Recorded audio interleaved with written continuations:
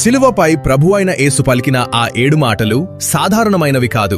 మానవ చరిత్రను మార్చిన దేవుని స్వరం. శిలువపై ప్రభువైన యేసు పలికిన 7 చివరి మాటలు అనేవి కేవలం బాధలో పలికిన వాక్యాలు కావు. అవి క్రైస్తవ విశ్వాసానికి కేంద్రమైన లోతైన ధార్మిక ప్రకటనలు. గొల్గొతా కొండపై ఆకాశానికి భూమికి మధ్య శిలువపై వ్రేలాడుతూ మాట్లాడిన ప్రతి మాట శబ్దం కాదు, మన రక్షణ చరిత్ర.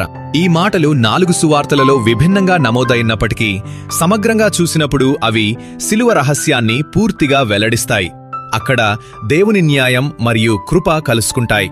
చారిత్రకంగా రోమా పాలనలో, ప్రత్యేకంగా పొంతు పిలాతు కాలంలో శిలువ శిక్ష అనేది అవమానకరమైన, భయంకరమైన మరణ విధానం. కాని ఆశ్చర్యకరంగా అదే శిలువ క్రీస్తు బోధనా వేదికగా మారింది.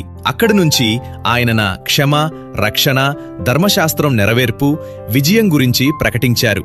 అనేక మందికి చూడటానికి అది ఓటమిలా కనిపించినా వాస్తవానికి అది విమోచన చరిత్రలో కీలక విజయఘట్టం. ఈ 7 మాటలు శిలువను అర్థం చేసుకునే వివరణాత్మక తాళాలు వంటివి. ఈ మాటలు లేకపోతే శిలువ అనేది ఒక సాధారణ చారిత్రక మరణ సంఘటనలా మాత్రమే కనిపిస్తుంది. కానీ ఈ మాటల వల్ల అది దేవుడు తనను తాను తెలియజేసుకున్న సంఘటనగా, మనుషుల కోసం చేసిన రక్షణ కార్యంగా అర్థమవుతుంది.